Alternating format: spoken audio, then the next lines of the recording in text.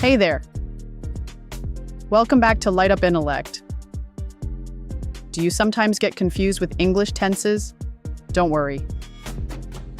Today, I'll make it super easy for you. You'll understand all 12 tenses with simple examples. Let's get started. First, we have the present tenses.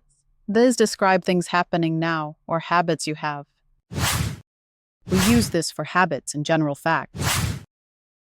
This is for actions happening at this moment. This means the action is completed, but it's still relevant. This tense shows an action started in the past and is still continuing. Next, let's talk about past tenses. These describe actions that have already happened. We use this for a completed action in the past. This means the action was happening at a specific moment. This means the action happened before another past event. This tense shows a long action before another past action. And finally, we have the future tenses. These describe actions that will happen later.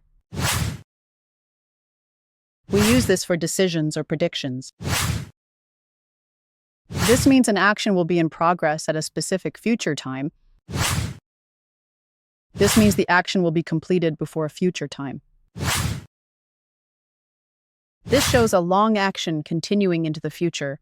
And that's it. You've just learned all 12 English tenses. Let's quickly recap. Now here's a challenge for you. Write a sentence in the comments using any tense you just learned. I'll check them out. If you found this helpful, hit the like button, subscribe for more, and I'll see you in the next one.